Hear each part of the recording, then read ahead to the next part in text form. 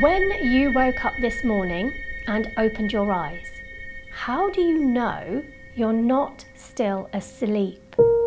In 2008, I was sitting on a packed London tube during rush hour, reading a book, when all of a sudden, out of nowhere, a feeling of complete and utter stillness, peace and quiet came over me. I remember looking up and around at all the people on the tube, and I felt this amazing, heartfelt, loving connection with them all. This incredible feeling of stillness and connection stayed with me for the whole day, but when I woke up in the morning, it was gone. Just because your eyes are open, this doesn't mean you're wide awake. This experience made me start to question the nature of reality. Is there another way to be in the world? And are we just spending most of our life sleepwalking through it? In this film, you will discover what it's like to fully wake up and stay awake. Most people live most of their lives in a hypnotic trance. And they're hypnotized by their education, by the media, by advertising. That state of sleeping, if you like, but it's basically a hypnotic trance. So people go through their lives believing certain things because they're in this hypnotic trance. But somehow this knowledge got eclipsed by another kind of what I would call conditioned reality, and that became our focus, and we fell asleep. We're all sleepwalking in this mental hypnosis, you know. Spirituality is the awakening to what was timeless and unbound in ourselves. Another way of looking at it is that people live their lives as if they're inside a letterbox, and that this is what they see of the world. There's all this and all this and all this, but actually all they see is this letterbox view of the world. And that's just because of the level of consciousness at which they're operating excludes so much else. The mind is predominantly silent, yes? And we focus, for some reason, we're hypnotized by the little bit of noise that we do have going on. So if you picture Wembley Stadium or something like that, completely empty, nobody in it, pitch, nobody there, complete silence. That's really who you are. And then there's a little ghetto blaster in the corner somewhere with a song playing or something, and you're distracted by what's going on in the corner. So you're giving all your attention and focus to the little bit of noise on some ghetto blaster in the corner that you're hypnotized by. And what you're missing is the whole stadium of what you truly are, and this still peaceness that's going on. And for some crazy reason, we're hypnotized by what's going on in the corner. When we talk about awakening or enlightenment, what we talk about is a shift from this narrow, hypnotized state to a more open, broader state of awareness and consciousness. And it's not, again, it's not some great sort of mystical thing. It's fairly logical and practical. After this experience, I started to reflect on what had happened. Was this, just a weird release of chemicals in my brain? Or was it something that I could create again and again? That would be an incredible way to be and to live in the world. So I started to investigate, to speak to different teachers and people that had had similar experiences, and found that there was lots of people that wanted to talk about this. And I thought it would be really a great thing to share with everyone. So I started to make a film about it.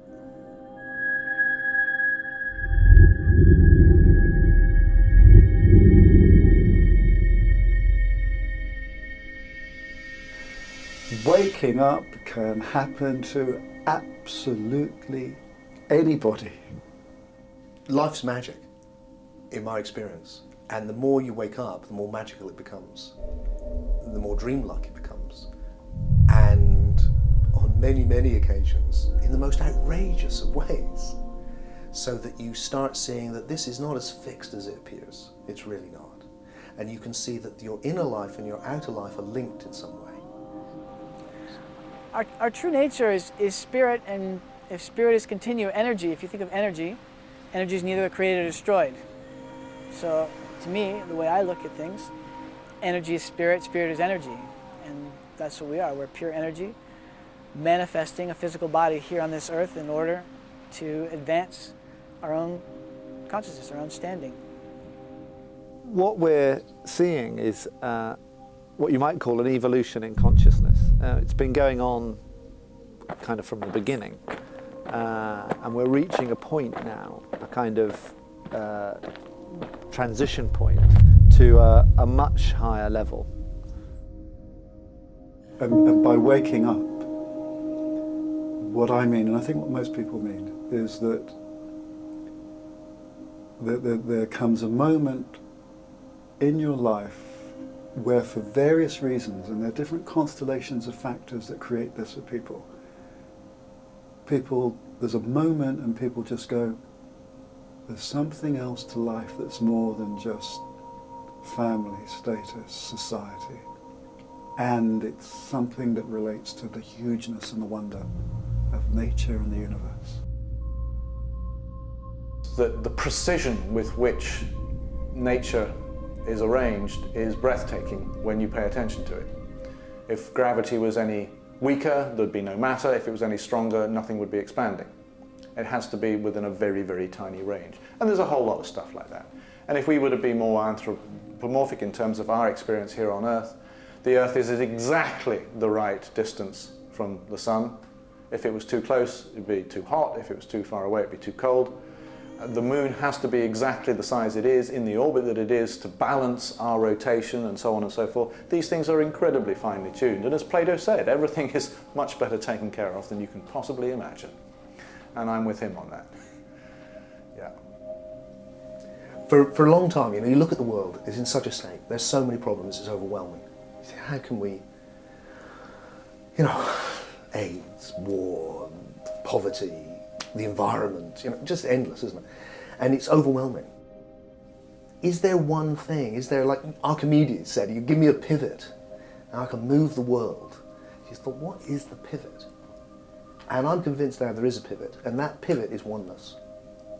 If we can wake up from the illusion of separateness, stop getting caught up in the fact that we appear to be separate, and understand that on a deeper level, there's really one of us.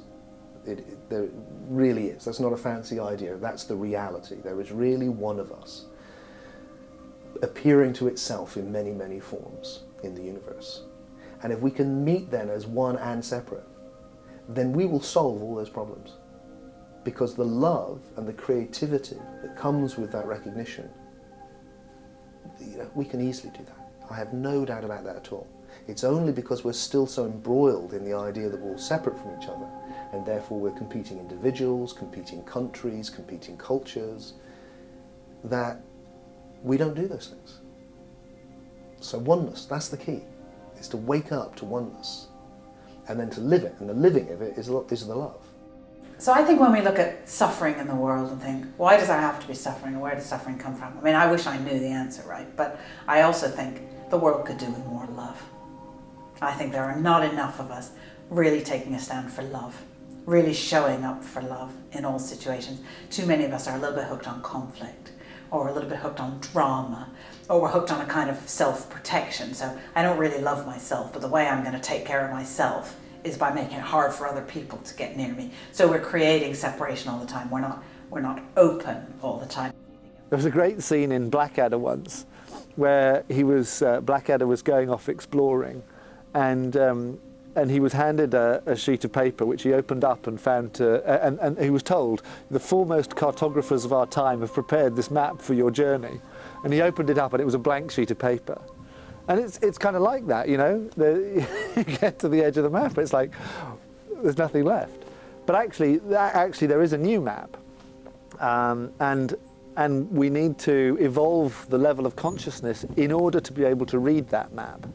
And that new map is one of total personal responsibility.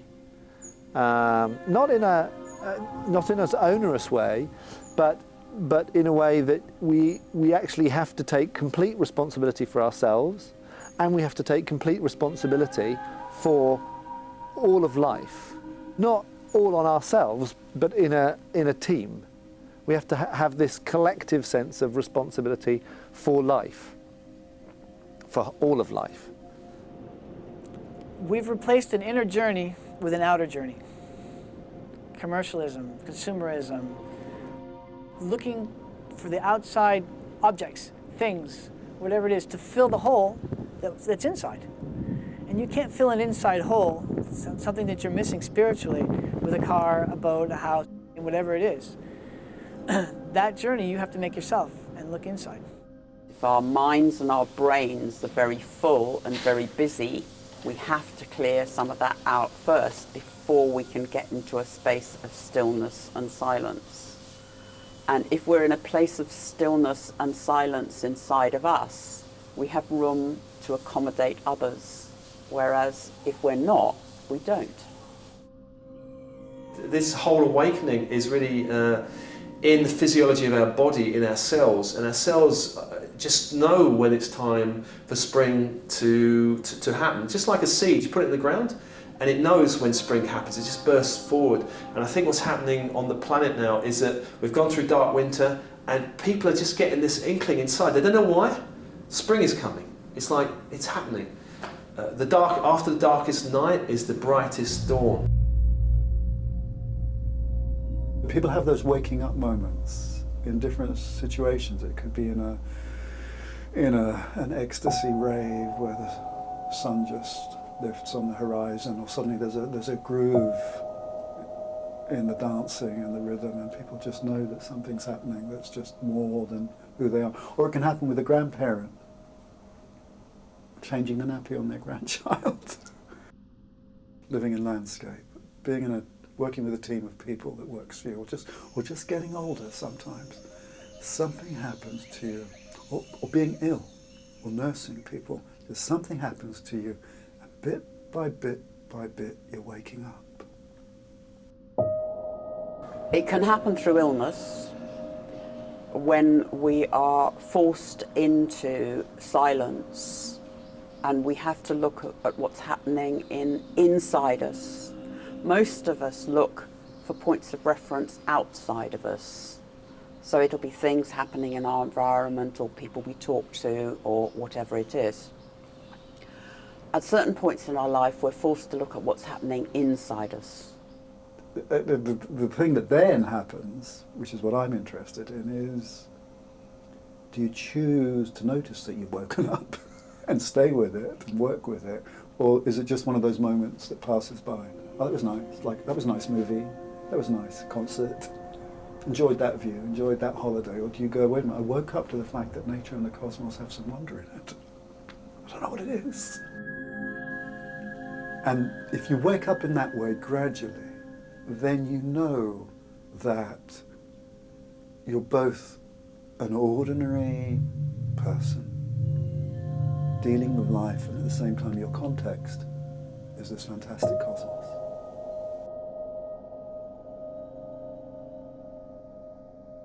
In a hierarchical sense, we move from this sense that someone else will tell us how to do things to this sense that we have to collectively uncover how to do things.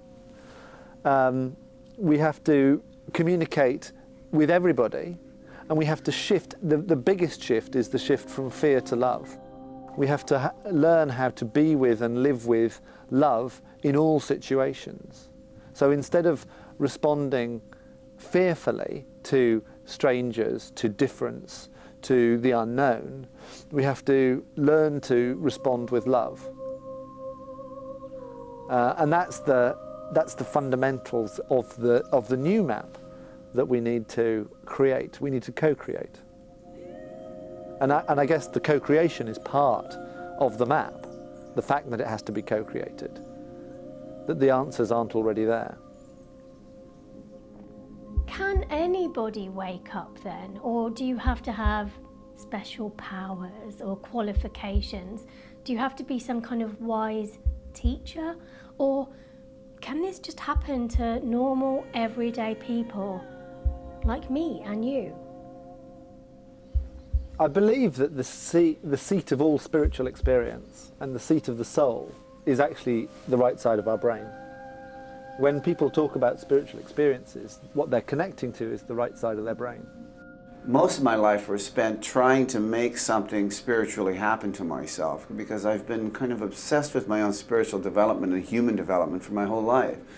So having spent a lifetime of chasing every spiritual discipline I could get my hands on, and running after the spiritual circus all over the world looking for some form of enlightenment, the moment that this transformation did take place, it was revealed to me that actually nothing caused it to happen, and in fact nothing was happening. And if I look at, in retrospect, it's taken 3 years since that took place to really integrate myself back into society, because after that experience I couldn't function, I couldn't eat, I couldn't, it was difficult to dress myself. I was just in this state of bliss and really didn't see the point of doing anything, including trying to pay my mortgage or taking care of my children or anything else. So my business disappeared, my home disappeared, everything just kind of went out the window, because in a linear world you have to pay your phone bill. The left side of our brain works as a linear processor. Everything is logical. So words and time are very much left brain concepts. The right side of our brain works in a total connection with everything that's going on in the moment. And that's where our spiritual existence lies. A lot of what's happening in the evolution that we're going through at the moment is a balancing of the two hemispheres of the brain. So we're starting to see life in a more balanced way, more holistic way. I feel all of us, to some degree, have a little taste of this sometime. I sense that all of this is a bit unreal, like a dream, and that our perception of life is very unique through each instrument. Just like no one else can taste your dream, nobody else can taste your waking state. It's a very unique experience. We feel that we can share our experiences. You cannot share your experience. You can share from your experience. You can share by just being yourself. Be true for yourself. Then somehow there's a sharing that occurs without you even thinking you're sharing, just by being true. But the perception of life is a very, very unique filming. It's not as common as we think. I mean, there is one Earth, but there are millions of worlds. Each one is dreaming their own world. When you, at a certain point, you come actually to see this, that it's just the way the world as you see it. The raw material is okay, but it's not the raw material that makes the life. The raw material is just that which your mind can act upon. And we are constantly adding the herbs and spices of our own preferences and conditions and projections in order to get the taste that we want from it. But there are some who have gone beyond this need to spice life up. They just take it as it is, and then somehow the noise leaves you. You are in this. It doesn't matter. You could be in the middle of New York City or in London. Inwardly, you are in total solitude. And this I am very happy to share through the guidance, so that you can taste it for yourself in your own life. The analogy that I would draw is that just as our body is made up of cells, and all of those cells have a responsibility for the well-being and development of the whole. So you have bone cells that have a particular kind of responsibility for holding the bone structure together. You have brain cells that have a particular kind of responsibility for cognitive transmission. You have heart cells that have a responsibility for keeping the heart going and keeping the whole thing alive. and so on. And in exactly the same way, we, humans, and trees and birds and fish and all the rest of it, are cells in the greater body of life. So we're all part of this greater entity. We're all components. We're all cells in this greater body of life. Can we all create this awake experience together consciously? And then can we all consciously start to heal our planet?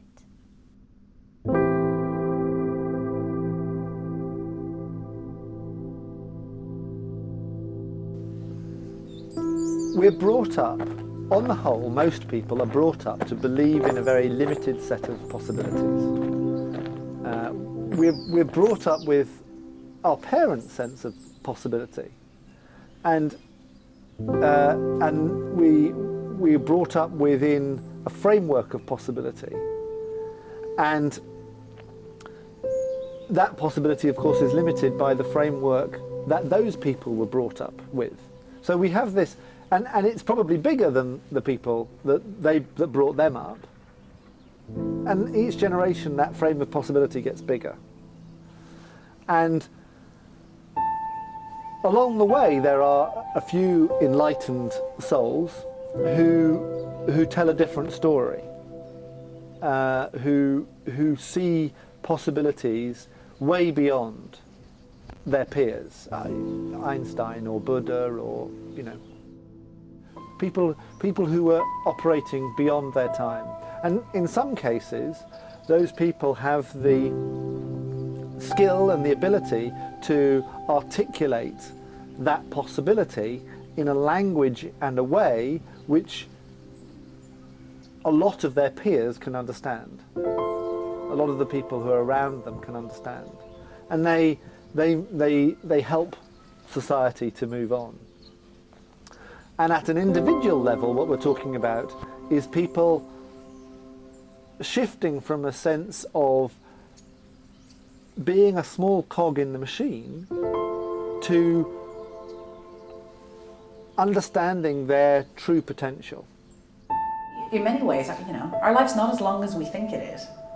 And I think we're really not doing the world a favour. We're not really in service to anything when we spend our time flailing away doing things that aren't right for us. I think those 10 years I spent doing a job that wasn't really right for me, I think that in a way that was kind of obstructing the grand design of the world, really. Because I think I was taking someone else's job, doing something that really didn't suit me, trying to meet a set of imaginary expectations I had for what I thought I was supposed to be doing.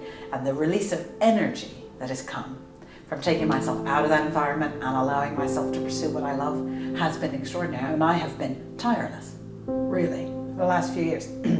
And my wish would be that everyone has a chance to know what that's like, to be fully in alignment with what they want to do.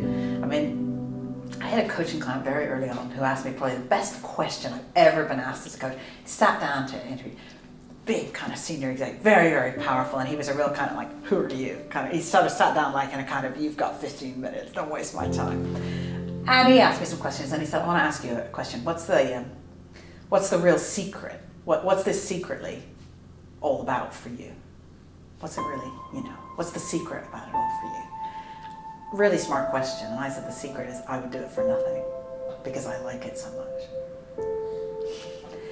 And again, this is maybe a response for those people out thinking, but if I really did what I love to do, I wouldn't be able to eat, I think you might be surprised because the world might reward you handsomely for placing your gifts into the world more appropriately. The expression I use is coming out. The process that I take people through is articulating their own life's purpose, creating a vision for what that would look like if they were to live it and be it, understanding what holds them back from doing that, letting go of those things, and then coming out, going public with their truth. I really am a musician. I really am a filmmaker. I really am whatever it is. That's my truth. That's what I truly am.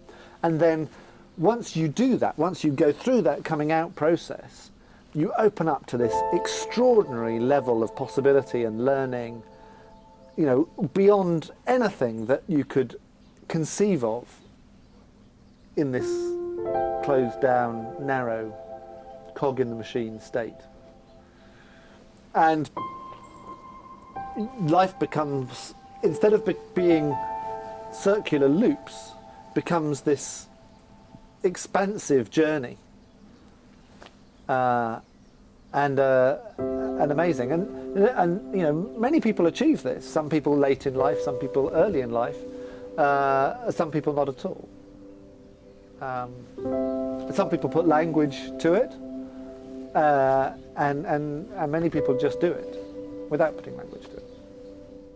We are, in a sense, learning machines, but what happens is between the age of 0 and 7, roughly, we're like sponges. We don't really have a conscious mind. We just absorb everything that's going on around us, good and bad. And that includes negative emotions, you know, anger, sadness, fear, guilt, shame, all that kind of stuff. And as happens typically in our culture, because we don't really have time and we have a certain sort of stiff upper lip attitude, or put it at the back of your mind thing, we carry a lot of baggage. We carry a lot of unresolved negative emotion, which sort of pulls us off course. It means that we're not able to respond cleanly to what's actually happening. We're responding to unresolved pain from the past or fear about what might happen in the future. So we're not actually, as Eckhart Tolle would say, we're not present now. Some people need to go through a terrible experience, the wake-up call, the huge depression, losing a loved one, to get that wake-up call to start to look inside. We could do that without having to have the wake-up call. It'd be a lot nicer not to have to go through the depression, not to go through the death, to get to that space within us where we're all one, where we're all connected. That's the big shift. For all the rubbish that's going down, for all the crap that's hitting the fan, for all the suffering and the pain, deep in the cells of my body, I feel hopeful. And I notice, and this may be naive and it may be a projection, I notice lots of individuals waking up without being dependent on a religion or a teacher or a particular form. They're just simply waking up and beginning to take self-responsibility for their development. I like that, and I think that's hopeful. For the spiritual seeker embarking on such a journey, my encouragement would say to them, trust is very important. Not trusting outwardly, but also trust in the calling. Now, some people might say, but I have very little trust actually. And to them I say, okay, fine, trust what you can. But to be reminded that this is something very natural, it's a natural move within you to come to deeper levels within your own being, you see. And what you are about to discover, it is nothing to be afraid of, because you're not creating something, you're merely discovering what is already here. This is important. So we're going to have to recognize that we may be very fearful and deal with it. Feel the fear and do it anyway. But to have courage means that we need to break our life journey down into bite-sized bits to make it possible for us to have the courage to take the next step. So we don't want too big a step, because otherwise we just won't do it. Joseph Campbell in The Hero of a Thousand Faces talks about the hero's journey, that, you know, we kind of hear a call, which is that internal stirring, and we maybe ignore that for a while. In my case, ignore it for 5-6 years, and then we allow ourselves to answer that call and think, okay, I am going to move forward. And the minute we do that, we begin to be tested. Now, somebody told me years ago, be grateful when there's challenges in your life, because they're a sign that you're growing. One of my favourite books is Lord of the Rings, you know, and Frodo's this hobbit, I don't know if you've heard of it, you've read the story, he gets this magical ring and then he has to go on a journey. doesn't want to. I don't want to go on a journey, you know. But he's forced on this journey, and as the more he gets into it, the more he awakens these qualities inside him of courage and of just resourcefulness. And that's what happens with people. Initially, they go, oh, they get the magic ring of, oh, I could do this. Oh, maybe they get a kick up the arse to do it, and all right, I'll do it. And on the journey, they get met with challenges. In the book, it was these sort of the 9 dark riders, you know, come chasing him, and he has to find this resourcefulness. And in life, when you start the journey, you know, there's demands from the world, and you have to find the resources inside you. But also, how can I fall so in love with that end dream, be so excited about wanting to achieve that in the world, that I would stop noticing what I was having to do to get there? How great would that be? Because how quickly and gracefully might we move towards it once we don't mind what we're going to have to do? It's my personal belief that we're all here with a particular mission that we've chosen, a particular path that we've chosen to take and follow. When things come up in our life that are difficult, it's either for one of two reasons. Either we've chosen that path, or because we're coming off of the path. And those things are trying to get us back onto the path. As beings, I think we're here to evolve. This is our mission is here to evolve and assist those around us in their own evolution. It's not like some classic books would say, do what you love and the money will follow and all this kind of thing. Do what you love, you're going to be challenged to the utmost, you're going to be awakened and you'll be totally feeling alive. You'll start to feel really more alive. You'll wake up in the morning going, wow, this is a different day. You're breaking all the routines. You're doing something very different.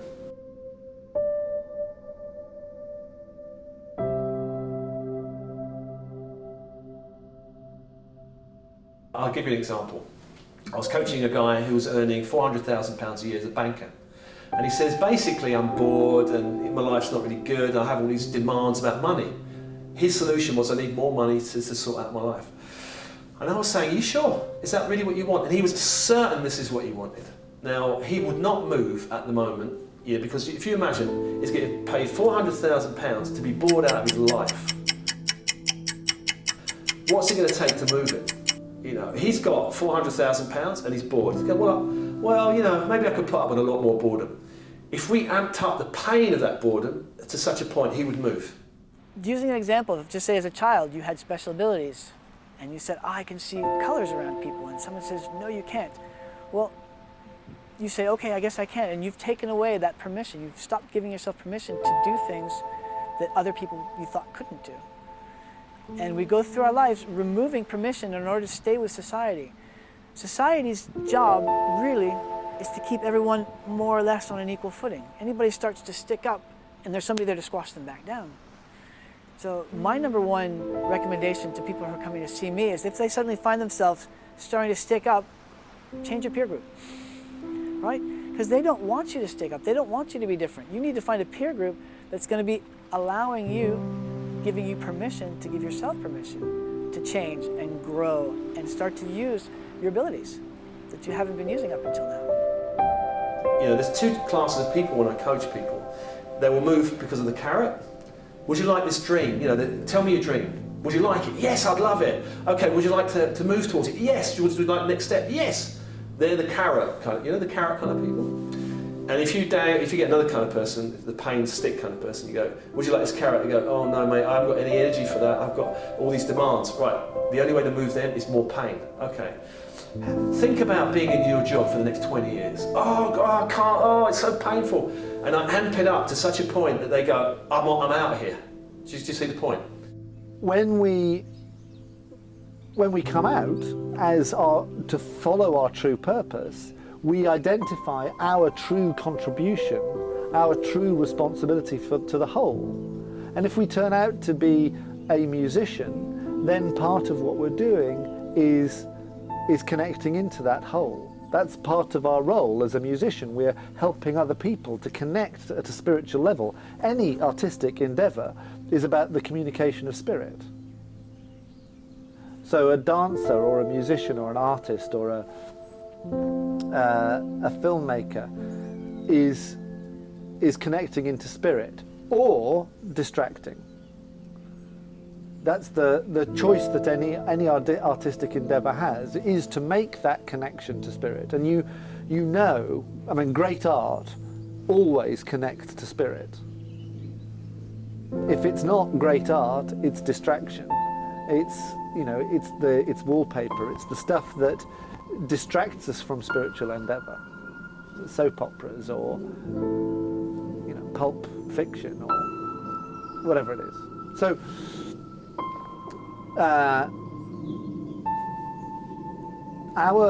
our purpose as individuals is to contribute to the evolution of consciousness of the whole. It's to contribute to the development of the whole. And whatever our individual purpose is it will be contributing to that. So whether, you know, whether your purpose turns out to be, you know, some kind of teacher of consciousness, or whether it turns out to be a musician, or whether it turns out to be someone who cares for children, or whether it turns out to be someone who builds homes for people, or whether it turns out to be someone who makes roads, you know, it's all contributing to that growth of consciousness. If it's your true purpose, it's contributing to that growth of consciousness. In whatever way, at whatever level.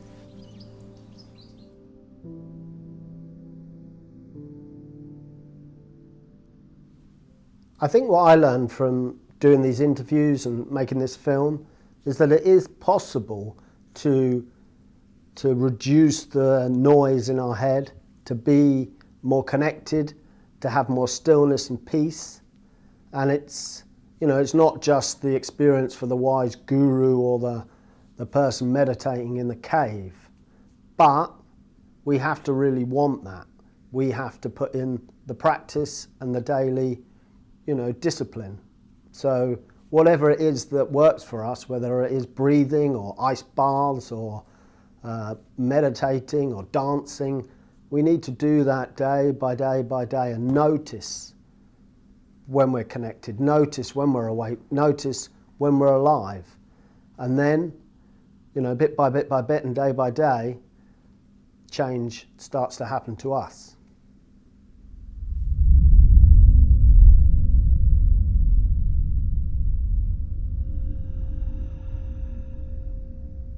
M.C. Escher, his main study was about contrast, about black and white. The guy who did those impossible drawings of the monks walking up the endless staircase or the waterfall constant.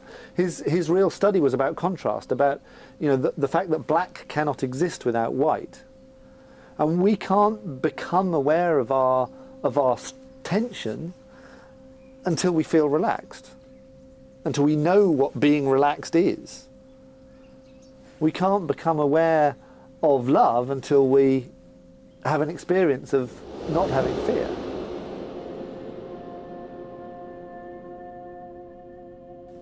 In order to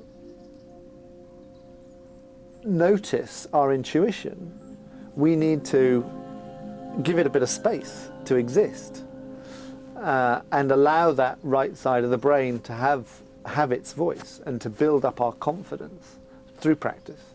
So we need to practice creating the space. You can't do anything without practice. You couldn't, you know, we didn't learn to drive cars without practice and without sort of stumbling along the road like we were running on kangaroo petrol. Eventually, we get into a car and we drive it without even thinking about it because it's so easy for us. But while we're learning, we are going to stumble and we are going to stall and we are going to be a danger to other road users. So yes, we have to practice it. But what better thing to practice than being the best of who you can be?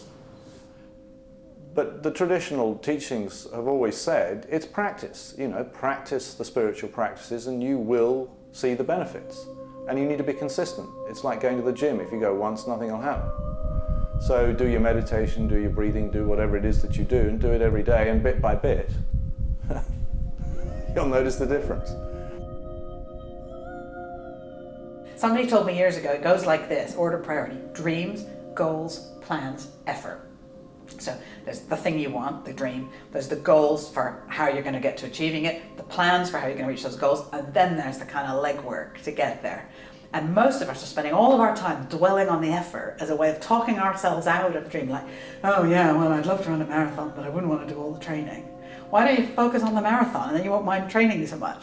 So I remember hearing somebody say about 15 years ago, I suppose when I first started to learn all this, saying, dwell in the dream and you won't notice the effort. Really, really, this is my shtick, that if you're going to wake up, don't just hang around serendipitously waiting for the next awakening. That's not good. That's, yeah, all right, you can do that if you want, but it's too interesting. It's too engaging, it's too beautiful, it's too wonderful to just hang around waiting. Because what you can do is you can have a spiritual practice and day by day by day soak in the hot tub of the goddess. When you say I, take I to be impersonal, to be consciousness. In fact, I can give any exercise. I can say, go to anything that is really troubling you and perceive it totally personally. Like, this person did this thing to me and, I'm going to get them back, or, yeah, why did this happen? And get into the noise of that. You feel it's very noisy. Look at the same experience or memory and view it from the position of I as consciousness, not I as person. View it impersonally and taste the difference, you see. Immediately, it becomes a cooler environment, more spacious, more distance, things slow down. You're not in such a claustrophobic state. This already is so simple thing. You've just asked me what happens, if people start going into that experience, then along comes the chattering monkey mind to sabotage it, right? The trick is, and again, it's not I'm teaching nothing new. The trick is you simply switch on another part of your mind that just goes, oh look, there's monkey mind doing its thing again, right? All right, but I'm still connected. Even with monkey mind doing its thing, I'm still connected, I'm still breathing, and I'm letting it in. Now, the thing is, if you have the discipline to do that daily, several times a day, it will become a groove, and monkey mind will no longer be able to rule and sabotage your experience. But monkey mind will continue to sabotage your experience until you have, I'm going to use these horrible words, and they need to be brought in, until you have the desire and the motivation that takes you into the discipline of having a proper practice and not just serendipitously waiting for things to happen. Learning to manage our time and say, actually, if I go inside myself and I reach that point of stillness, I'll be a nice person for the rest of the day, is a huge investment. If we get up and run around like maniacs and don't have the time to set our own personal standard, we'll probably be snapping and belly aching and moaning at everyone as we go along. I had a big family. I still have, but they're all grown up. And I found that if I didn't take half an hour, 20 minutes, 10 minutes even at the start of the day, I'd be a bitch, basically, because I was so pressured and so pushed and had so much to do. And then they'd think they'd done something wrong. And so they'd go off to school in a bad mood or wherever it was they were going, and everyone would have a horrible day. If you take responsibility for who you are, and even if you are having a bad day, say to them, something's going on inside me, I don't know what it is, I'm trying to work it out, but it's nothing you've done. If you have that level of truth, then people will help you and support you. Whereas if you pretend it's not happening and you just are very, I don't know, emotional or bad-tempered or irritable, then you devalue other people, and that's not fair. Space from your current routine. Break your current routine. So if you're doing the same old stuff every day, even reading the book on the tube, just decide to do something different. Research, I think, has shown that the way to change something is to change your routine over 30 days. So if you want to change your work, go to work a different way each day. If you want to change your relationship, do something different, unexpected in it. Do something that shakes up your whole pattern, around it. And then ask yourself the question, what's important to me in my life? What do I love? What do I want to do? Just asking yourself those questions every day will develop a tension in you that will create some movement and momentum in you. Or something will crack, which will be good as well. Use your breath. Notice the movement of your breath to help bring the experience fully into your body. So it's not just here or in your heart, or you're not just kind of buzzing with it. You actually breathe it down so it's fully in you, in what in the East would be called your hara, or your lower dantian, so that you come in. There's not a single spiritual tradition that doesn't tell people to center, earth, ground. All of them without exception. So you must center, you must earth, you must ground. And this means allowing these sensations of the connection, allowing those subtle sensations to come fully into your body and allow them to embed themselves within you. So imagine you're at the ecstasy rave, you're at the football match, or you're meditating, or you're doing prayer work, or you dance, or you're doing arts, or you're walking in landscape, or you're sailing your boat, or playing golf, or cooking, or whatever it is you're doing. And you go into the zone, you go, oh wait a minute, I'm just beginning to feel as though I'm cooking in the zone for a moment. And then at that moment you go, oh, look what's happening. Soft eyes, this is cool, maybe an expression of gratitude, thank you very much. Come into your heart, gentle breath, land it in your body, make it a full body experience. Here I am, complete human being, having that experience. Wouldn't it be great if I could hold it? Oh no, wifey's coming home. The children are coming back, the football match is over. Oh, I've lost it! But watchfulness, open heart, breath, grounding are core skills that we have to learn and develop. I'm going to demonstrate.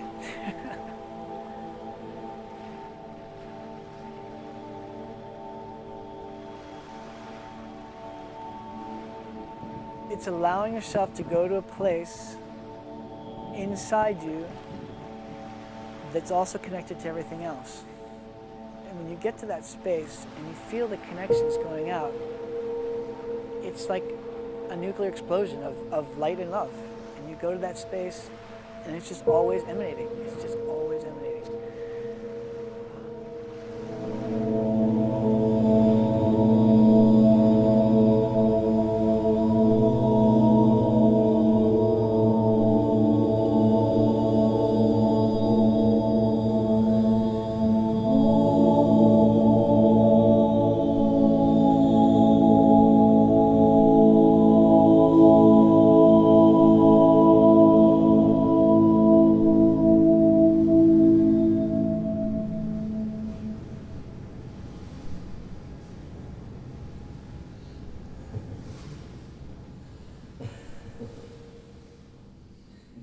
To be that complicated, actually. It seems quite simple, kind of like A, B, C. Awareness of your breath helps you become conscious of your ability to wake up, and we can all find this feeling by continuously practicing being inside our center and recognizing when we've come out of our center, kind of like a pendulum swinging from right to left and just coming back into the middle.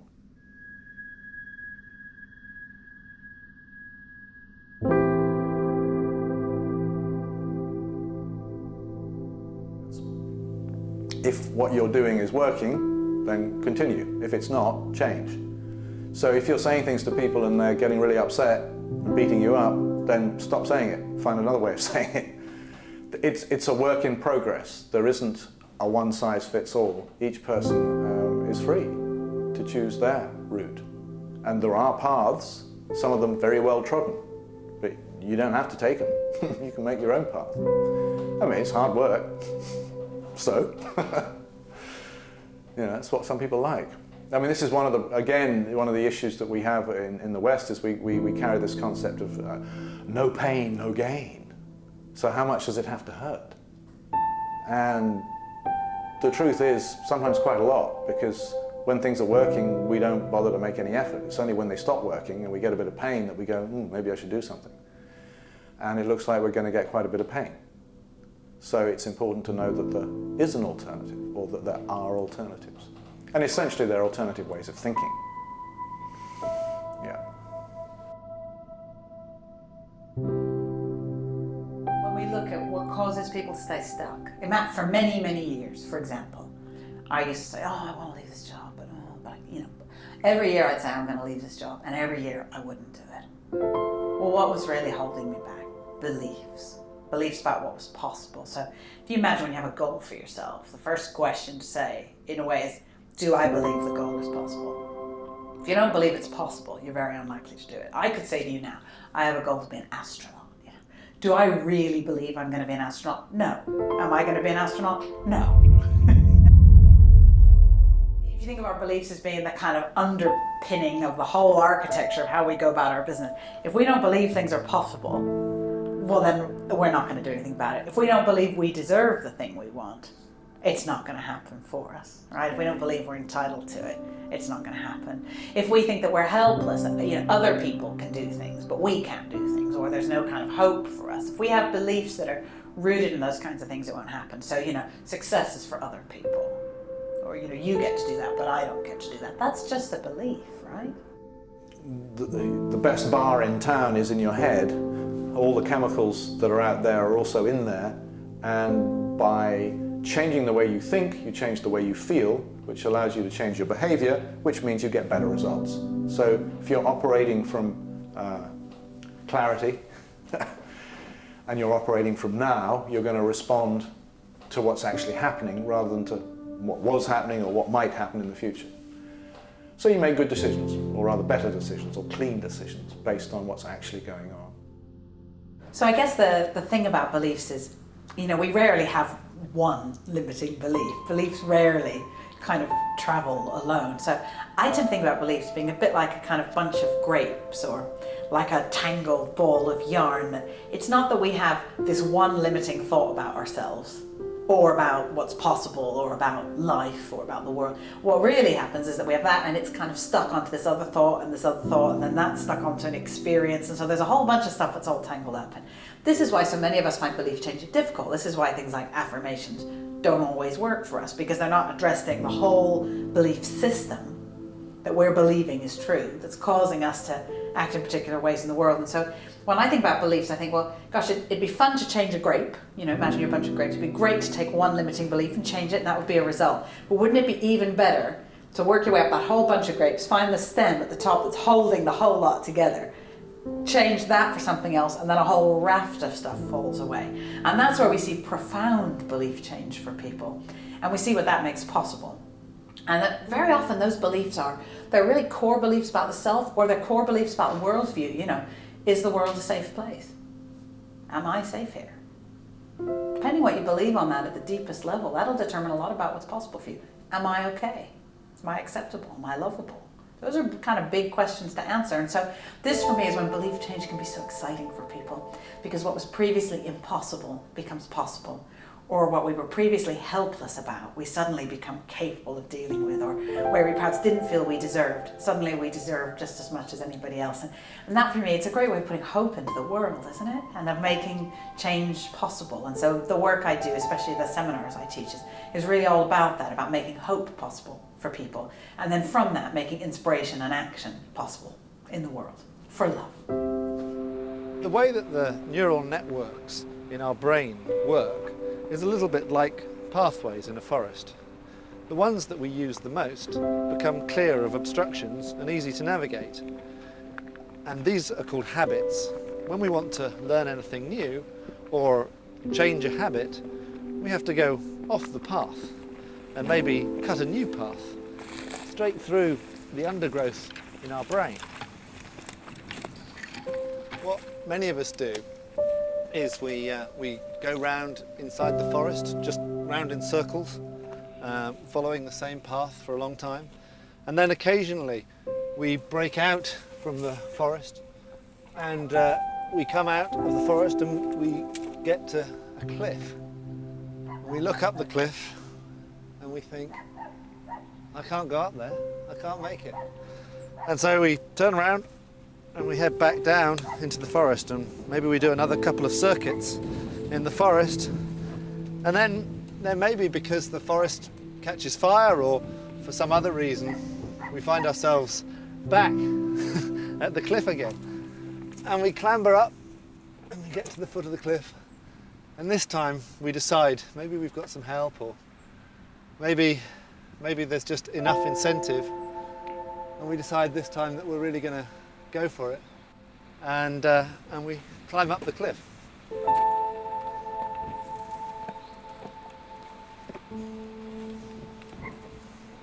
And when we finally climb up to the top of the cliff, and we get to the top, and we look back, the irony is we can't actually see the cliff.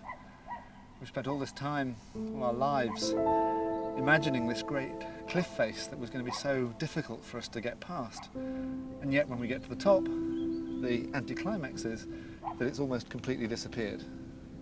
And the only thing left to do now that we're at the top, we can see the real beauty of life.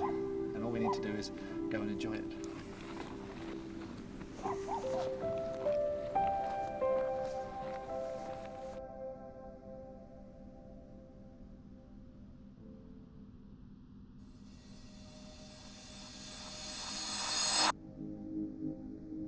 For anybody watching this who's got huge challenges that seem insurmountable in order to get unstuck and start doing things, the reason why not to get going is probably the principal reason to get going.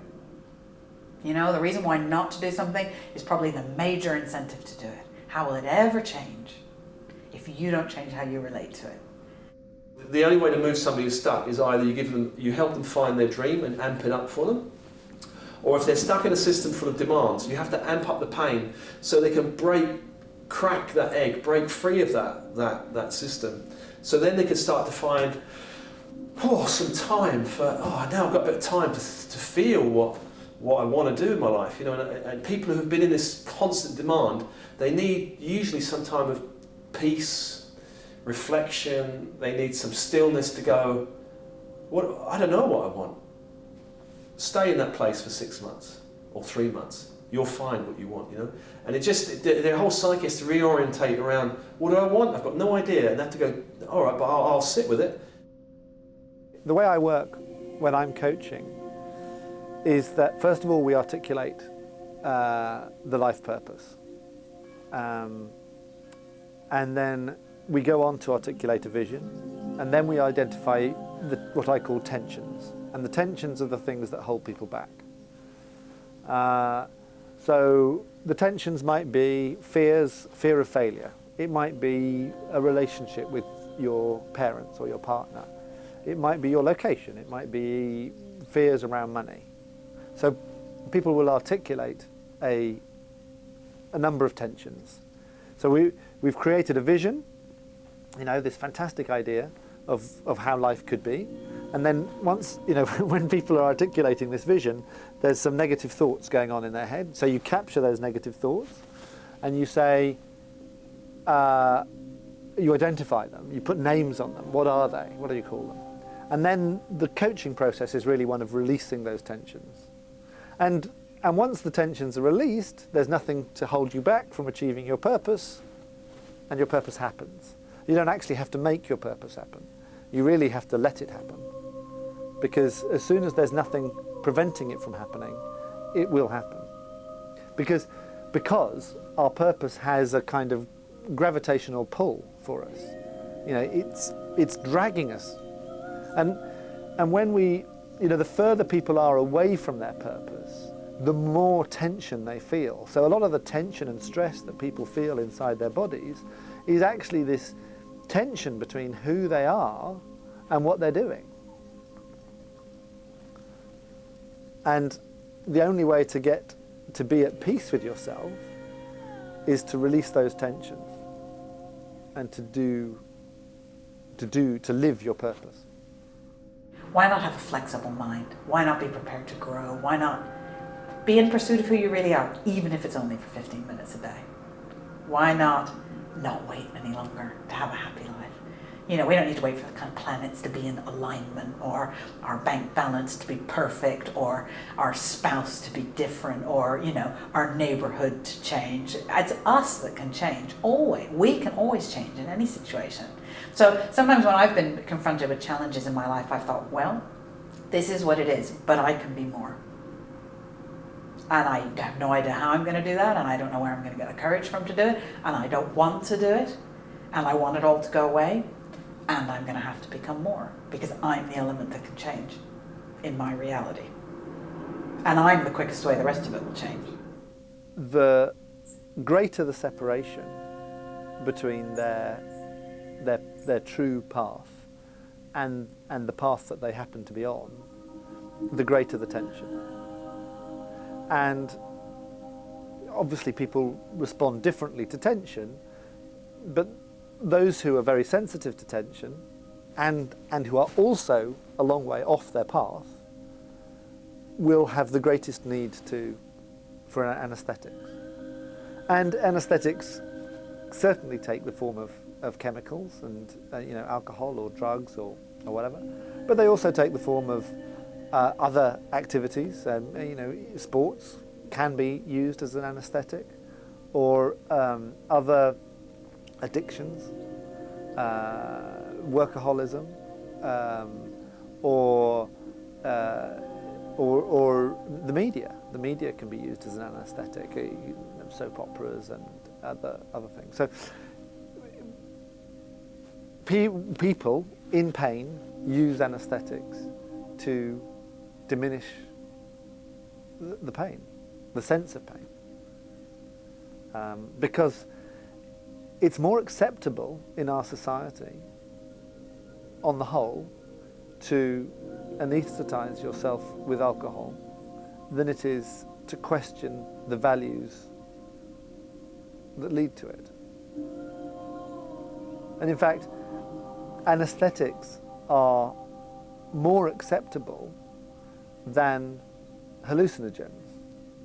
And hallucinogens are illegal, partly, perhaps, because they get people to start asking questions.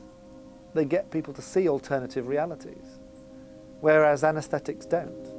Alcohol doesn't encourage you to see an alternative reality.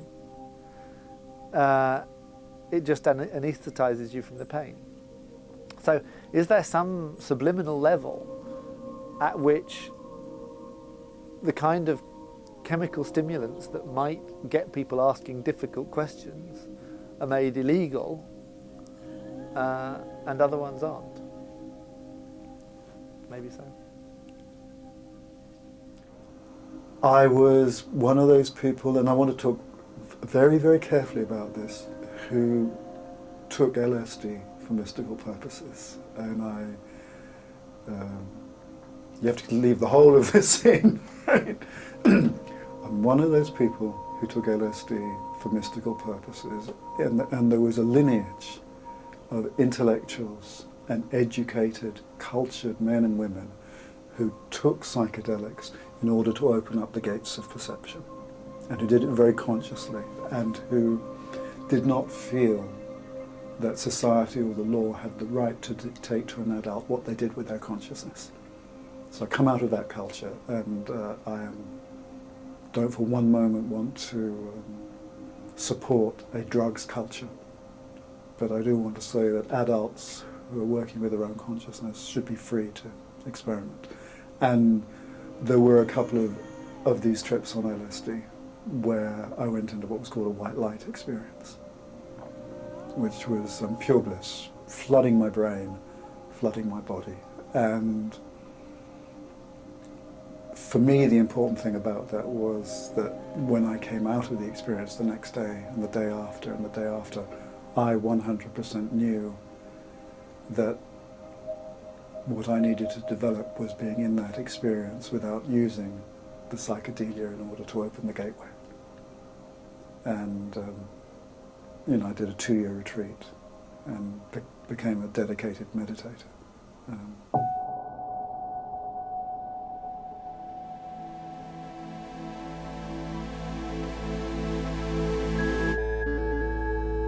awakening experience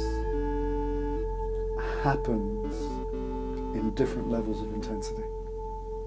And there's a wide spectrum of how strong the experience is. At one end of the spectrum, for various reasons, people get blasted apart. I was hanging up the phone when an energy started to come up through my hands, up through my feet and my legs, and down through the top of my head. And I initially thought I was having a heart attack. And then I thought I was having a stroke.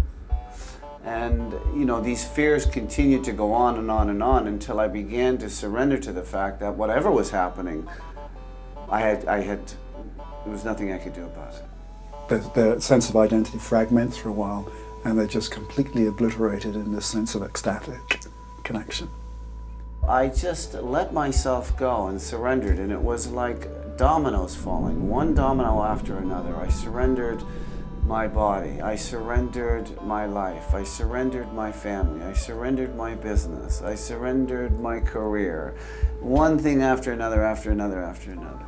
And as it finished, and I got kind of to the last domino falling down, everything dissolved into a state of bliss. The voice in my head disappeared, my identity disappeared, my sense of me as an individual disappeared, and I just emerged into this state of bliss where I remained for about 8 months. It's very dramatic. It's 100% full on. And it's also fractionally perilous because it may take a while for the personality to adjust and integrate after an experience like that. What can happen when this no mind or no doubt state comes? What tends to happen quite often is a feeling of some fear or a loss of reference for what you ordinarily think of as your life. And that can create a bit of a shock. So what can tend to happen is that there's a fear that I might just completely disappear. It's not true. It's just the idea of yourself begins to disappear or feels very shaky. But somehow it is interpreted by the beingness, what I call what you are in existence. The beingness is associating with the mind. And somehow there's a bit of confusion as to which portion it really is. When it goes more towards the mind, fear comes. Like, oh, I'm going to disappear, I'm going to die. And this fear somehow seems to suck it back into this I am the body experience. And for a while, that can feel very secure and maybe even grateful. You know, oh my God, oh, it was a near-death experience there. You know? If you've had one of the huge awakening experiences, which can happen through psychedelic drugs, can happen through forms of yoga and meditation, or can happen to people who've been repressing a load of their own psychology, and suddenly when they meditate for the first time, they just open up and it's overwhelming. For those people, they can often think that that's it. Full stop, they've had the enlightenment experience. But what will happen, and always happens, and they need to tread with care and be held with care. What will always happen is 3 months to several years down the line, they'll have to land into who they are as a person and integrate it. And there will be times then of sorrow and maybe shame because they've lost that complete sense of ecstatic connection. In my case, after about 8 months, my mind began to return. My identity began to return. And with that came a lot of mental and emotional problems because it terrified my ego. It became very frightened, terrified, because it had just been put out of a job. This stuff all sounds scary. Losing our identity, egos dissolving, and all that drama. It sounds like we can't wake up and still be the same person. When you say I, what does I represent? And is I the ultimate statement of existence? Or is there not something that's even watching even I? my nature is a polarity. On the one hand, I'm this thing, Tim, I'm a body, there he is. But on the other hand, I'm not a thing at all, I'm a kind of a nothing. I'm a presence. It's a mysterious presence, but it's witnessing this. It's what's conscious of this. I call it awareness. It's also called spirit, Buddha nature, nous. All these words refer to it. It's the presence which is witnessing. Now, when I'm talking to somebody, what fascinates me is that I'm connecting from awareness to awareness, but actually I don't see awareness. And here I am, and you're seeing shapes and colours and patches, and then you look at my eye and there's a hole, and then somehow you feel through that you're connecting to what? Something you can't see or touch, and I'm the same. So we're connecting through the shapes and forms, but what we are isn't in the shapes and forms. I love that. It's like, it looks like awareness is in my head, doesn't it? You kind of think it must be in his head. But if I had a zip in my head, and just said, right, could you get awareness out for me? Can you pull it out? There it is. You ain't going to find, not even if you had a big microscope, you wouldn't find awareness. Which is pretty strange, isn't it? Because it's not in there. The thing the thing you know yourself to be, the I, the presence which is witnessing this, the one thing you really know you are, which is conscious, you can't find it. So that presence which is witnessing all of this, it seems to me, is not in the forms. Like a dreamer isn't in a dream, the dream is in the dreamer. And when I really, therefore, let go of all my ideas about what awareness is and just focus on it, it's like I come back into myself and suddenly I'm this big empty space within which this is all arising. So here I'm a tiny little point in space and time, unique place in space and time, as is everybody. And here, if I come back into it, I'm this big emptiness with no space or time. And I'm the relationship between that and this. And it's a perfect polarity. Thing, nothing. Separate, all one.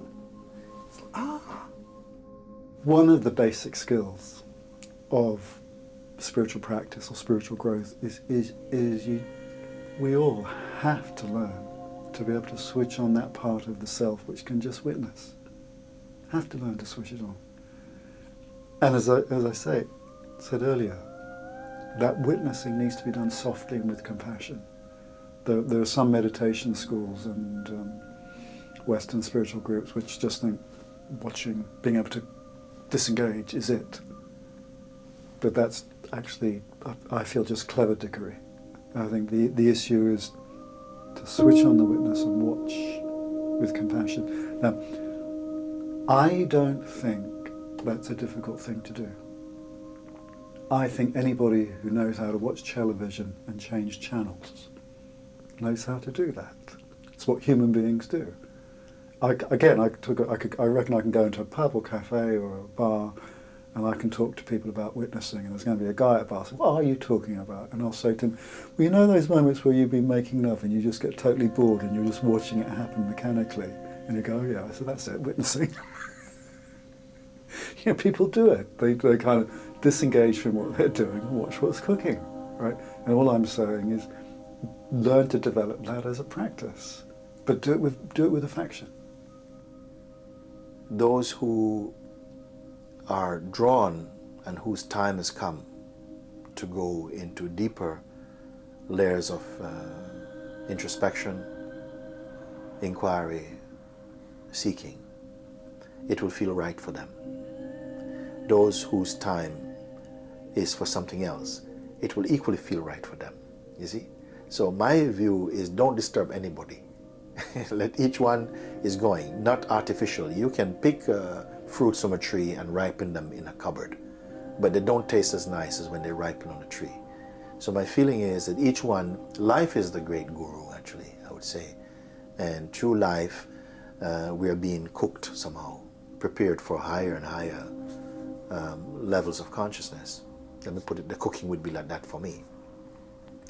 And so gradually at a certain point, the highest cooking is the recognition that this great soup, in fact, is an illusion. You know, this is not a negative finding, and I don't like to speak like this. As I've said before, to say that the world is an illusion is a poor teaching, but it's a great discovery. It's not an illusion like to be dismissed cynically. You come to see that everything that you perceive, you take to be external, actually exists in you as consciousness. You see that all of this life is consciousness playing. You actually see this, you know. You sink back into your deeper nature, and there's this other pole to who I am. There's Tim, who's this separate individual in this flow of experience I call life. And then there's this deeper identity within, which is the awareness within which the whole thing's arising like a dream. And it's at that level here that I'm one with everything, just like in a dream. Now I'm experiencing it through Tim, or via Tim, the separateness. And that's why the separateness is so precious. But what I get the chance to do is to wake up through the separateness to the oneness. And when there's this oneness, my relationship with Tim is fundamentally different. If I'm just sucked into the dream of separateness, then that's when I can become very selfish, in a negative way, very fearful, because what's in store for Tim is not good. You know, it's suffering and death. And Tim, the paradox of Tim is that he's at once this insignificant, tiny speck of dust in this vast universe, and he's the star of the show. You know, that's what I love about it's true of all of us, isn't it? We're all these tiny little insignificant things, and yet within that particular version of the dream, every single one of us is the star of the show. It's like, other people, there are walk-on parts in my movie. They come, they go. You know, there's romantic interest, comic sidekick, and me, and I'm in every scene. But I walk on part in somebody else's show, and they're in every scene. And I love that. So and that's the paradox of what we're in. We're both hugely important and insignificant. We're both separate, and we're all one. You know, this matters because it's life, and on the other hand, you can sink back to this place where it's all quite ephemeral, actually, and it's just happening, and you can just appreciate it, even with all of the suffering. Get stuck in it, and there's all of that, oh God, you know, come back out here, and even the worst thing you can embrace with love. Here, all that numbness, you know, all the ideas, it's just this, and then here, you go, wow, it's just, every moment is exquisite, every moment is amazing. That you're experiencing anything is utterly, utterly, utterly amazing. And we're in the middle of all of that. I would say that all of life is the play of consciousness. All beings are expressions of consciousness. Somehow the way in which the consciousness is playing in each form, depending upon the intensity of its identification with the body and with mind and memory, it will demonstrate a different expression. If it is very deeply identified with the body, generally feeling would be more egocentricity, more desires and attachments. It's more of an aggressive realm, I would call it like this. The less identification with the body and mind, the more refined, softer, lighter, more open, more equanimity is manifesting in the presence of such a one, you see.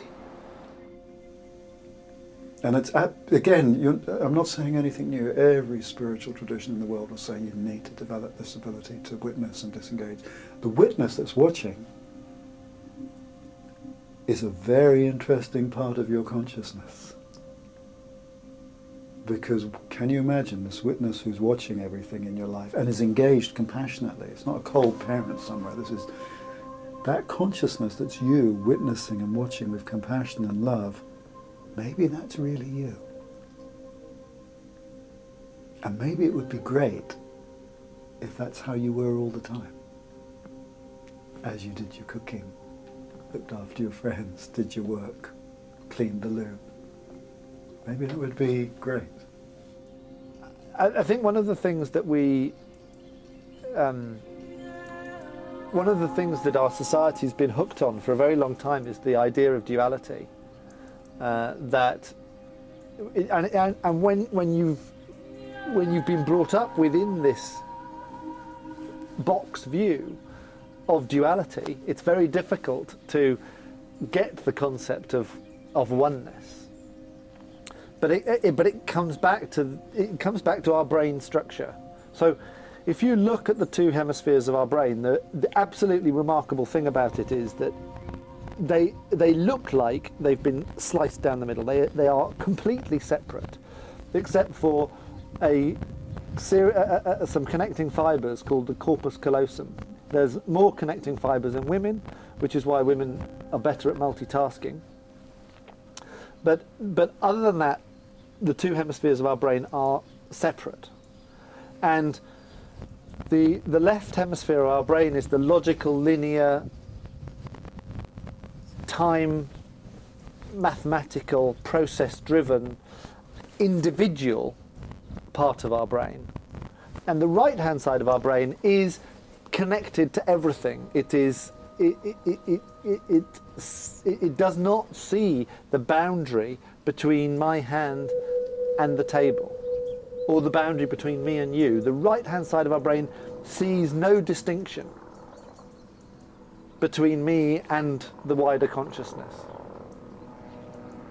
And the trick is to get both of those at the same time.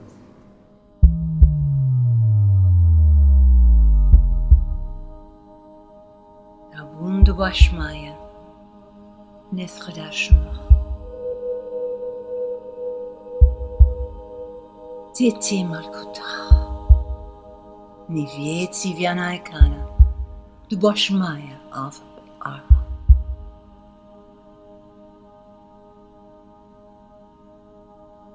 Hooflen lachma, de zoom kan aan jou, mana. Was voor klan, Harubin wacht daarheen.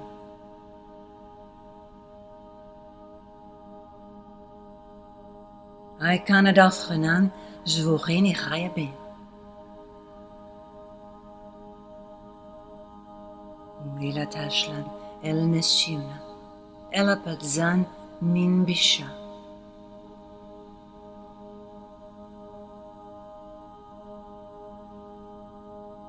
Metul de la rima al-kuta. Waghaila, watishbukta.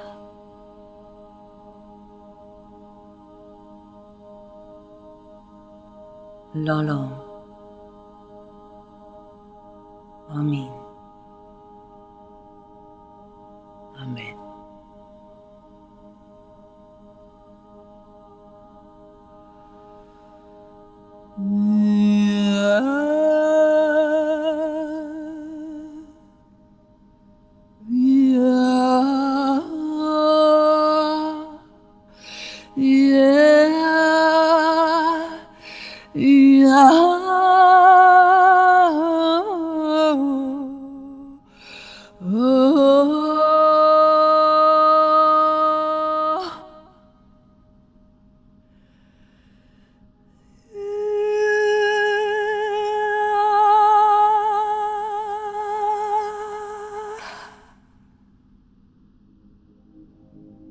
I would say to anybody, whatever your religion, whatever your background, whatever your race, wherever direction you come from, all of us have that intuitive sense, I am.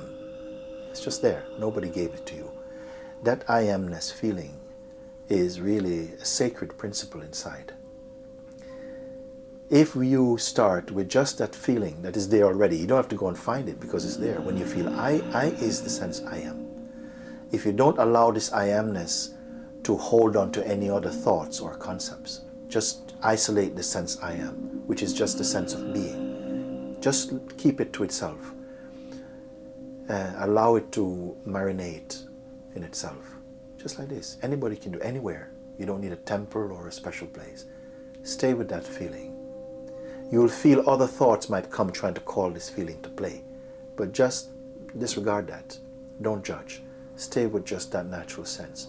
Don't create pictures about it and don't give any images to it.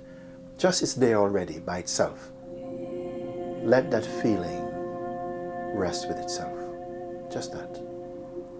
If you can do this for 10 minutes, 7 minutes, 5 minutes, in the morning, evening, anybody can do this. I would love to hear the results that come from this. This is the most simple advice I can give anybody. Start with the sense I am.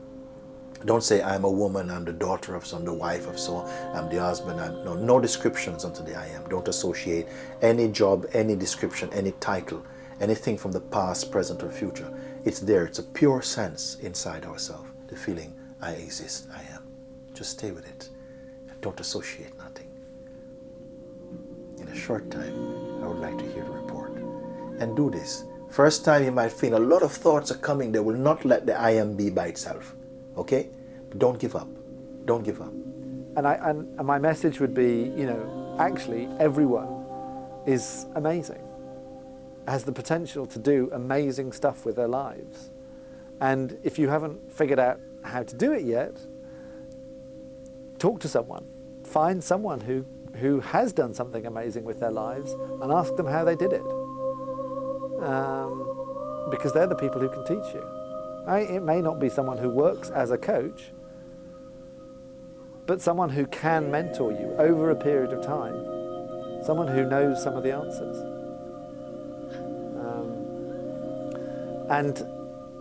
If enough of us are achieving amazing things as individuals, then collectively we're achieving amazing things as a society. And that's pretty exciting. On a large scale, the more conscious you are from the inside, the better decisions you make, not just for yourself, but for the world around you. And as our biology changes, as we're coming out of that defense from the tigers in our lives, coming out of defense and making better decisions, we're going to be seeing a change globally. It's something we actually call biocultural transformation. As our biology changes, our decisions change. And that's going to change the culture and change the world. So that the time is now to do it. Don't wait to start your life. Don't wait to stand up for these values in 10 years' time when you're enlightened and you're advanced and you've figured it all out and everything. No, stand up for it now. Start with today. Start with the thing that's the hardest. Start with the thing that's not going to go away. Start with that stuff. Don't worry about all the little things. Do something big. And then watch how you transform your life, the life of people near to you, society, your country, the wider world. And that's how I do believe we can change the world, by how we make the personal political, by how we live. The quality of your relationships. It's not about the shopping. It's not about how much stuff you've got. It's about how you behave with other people, because that's the essence of it. So walking the path is really about how you relate to the people around you. And again, the way you recognize whether you're doing a good job or not is how they respond back to you. So walking the path is, in a sense, once you recognize that the essential you is your immortal soul, then that's what you invest in. So you do things that, in a sense, polish your soul rather than your car, because that's what's going to last. Here's one thing you can do anytime, any place, anywhere, if you want to wake up. Be conscious that you don't know what's going on.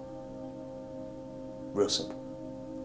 In my experience, the telltale sign that I'm asleep into the dream is I'm sure who Tim is and what needs to be done and what's going on, and blah, blah, blah. And the minute I become conscious that this moment is infinitely mysterious, that I exist in a universe of 100 billion stars in our galaxy, because there's 100 billion galaxies,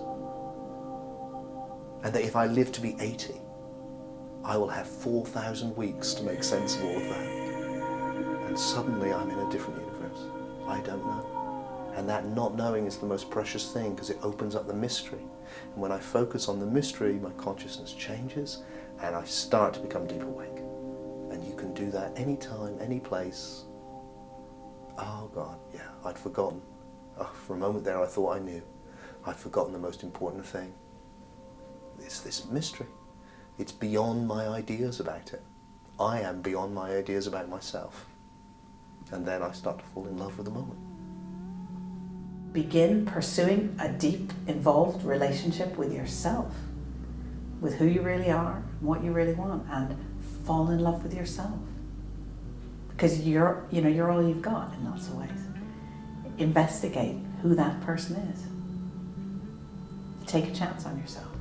Get started. Stick with it, I think. Enjoyment. I think it's absolutely vital for people to have, whatever they're doing, however bad things are, there is always something to laugh at. There's always something to either cry with someone about something or laugh at. And if we miss that opportunity, we've missed the invitation to move forward. So if we're able to, if enough of us can remove the inner conflict that we experience, then the outer conflict falls away. So the path to peace is when enough of us experience inner peace, there will be outer peace. Let me give you a definition of God. It's an eternal electromagnetic field of stillness, peace, and love that permeates everything there is. Go figure.